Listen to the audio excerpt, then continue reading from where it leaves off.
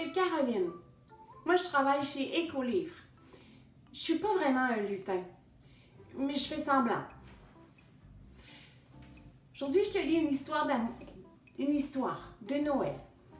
De la neige pour Noël. Ici au Québec, on a de la neige. Il y en a un peu pour Noël. Dans quelques semaines, on va en avoir encore plus. Mais il y a des pays dans le monde qui n'ont pas vraiment de neige. Il y en a rarement. Et parfois, les enfants n'ont pas vu la neige. Ils l'ont vu juste sur des images.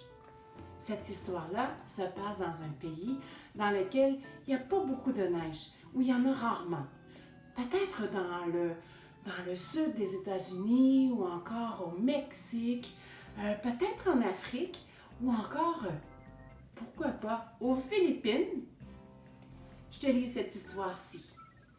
Donc, de la neige pour Noël.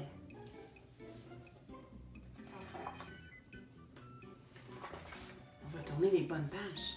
Bon. Neigera-t-il pour Noël? Demande Nelly à sa maman.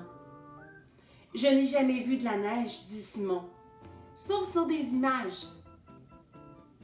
Nous devrions aller voir si Mère Loi secoue ses plumes, répondit Mère. C'est ce que disait ma grand-mère quand il neigeait. Ma Mère Loi est encore en train de secouer ses plumes. Ah, c'est idiot, déclare Simon. Sa mère sourit. Crois-tu? Simon, il trouve que c'est idiot. Des fois, il y a des légendes qui sont vraies. Des fois.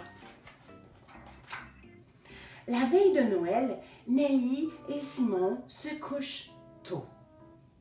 Ils ont suspendu leurs chaussettes, leurs bas de Noël, de façon à ce que le Père Noël les voie bien. Bientôt, ils furent profondément endormis. Soudain, Nelly se réveilla en sursaut. « Simon, j'ai entendu un bruit! » Elle bondit à la fenêtre, souleva le rideau et scruta l'obscurité. Mais qu'est-ce qu'elle voit dans l'obscurité? Est-ce que vous croyez que c'est le Père Noël? Je me le demande. Nelly n'en croit pas ses yeux. Dehors, il y a une oie. Pas une oie ordinaire, comme celle qu'on voit à la ferme de M. Pierre.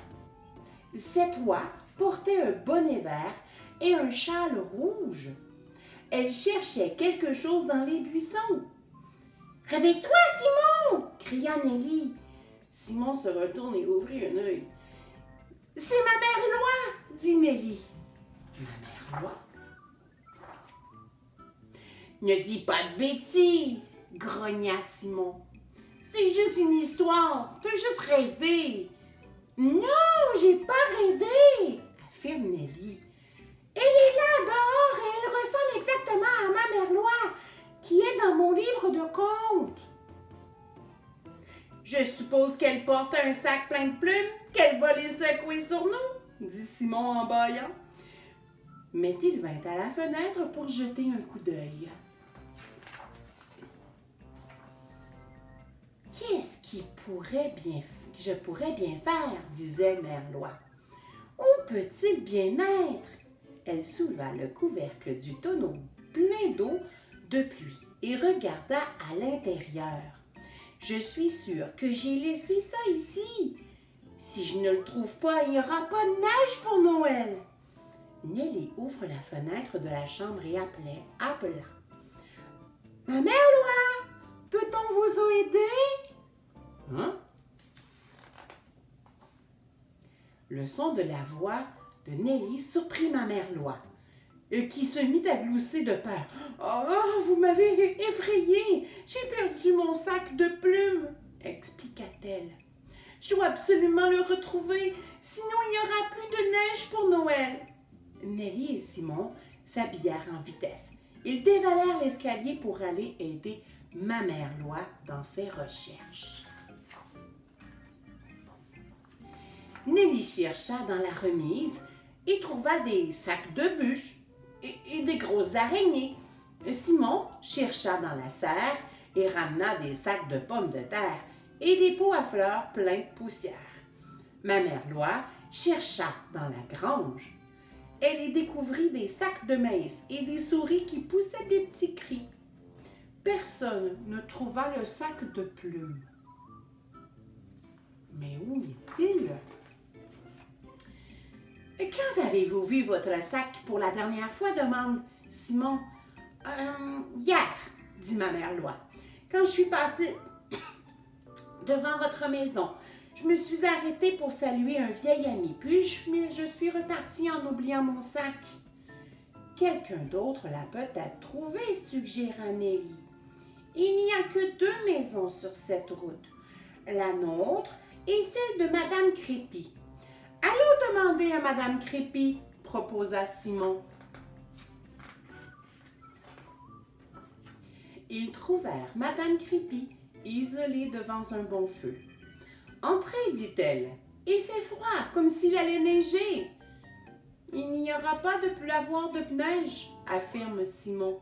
« Du moins pas tant que ma mère Loi n'aura pas retrouvé son sac de plumes, corrigea Nelly. »« Un sac de plumes, dites-vous? » demande Madame Crépy, souriante. « Je pense que je peux vous aider. Oh, peut-être qu'elle a trouvé le sac de plumes. Madame Crépy se dirigea vers un placard sous l'escalier. Le sac de plumes se trouvait sur la route, dit-elle. Personne ne l'a réclamé et les plumes sont si propres, si blanches. J'avais pensé m'en faire un nouvel édredon, mais quelqu'un d'autre a eu la même idée. Regardez. Madame Crépy alluma une lampe de poche, dans le sombre placard. Qu'est-ce qui s'est passé? Il y avait bien le sac de plumes de ma mère Loi, et il y avait aussi Miranda, la chatte rousse de Madame Crépy, confortablement installée dessus avec ses 5 chatons, aussi roux qu'elle. « Je ne peux pas les déranger, les petits, dit ma mère Loi. »« Ne vous en faites pas, sourit Madame Crépy. Nous trouverons bien une idée. » Nelly, Simon et ma mère Loi s'assirent pour réfléchir. Et avant même qu'ils aient eu la moindre idée, la porte s'ouvrit et à pas feutrés, Miranda sortit, portant un chaton dans sa gueule. Elle le déposa avec précaution au milieu du tapis. Puis, elle repartit, ramenant un autre chaton.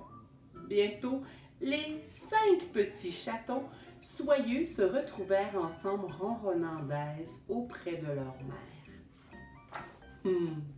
Donc, il n'y a plus de problème, on peut peut-être prendre le sac de plumes. S'arrêtant juste le temps de remercier tout le monde, ma mère Loi prit son sac de plumes, battit des ailes et s'envola. Comme Nelly et Simon lui faisaient des signes d'amitié avec la main, une nuée de douces plumes blanches flotta dans les airs et les premiers flocons de neige qu'ils aient jamais vus commencèrent à tomber. « De la neige pour Noël! » hurla Simon. « Merci, ma mère Loi! » cria Nelly. C'est une belle histoire, non?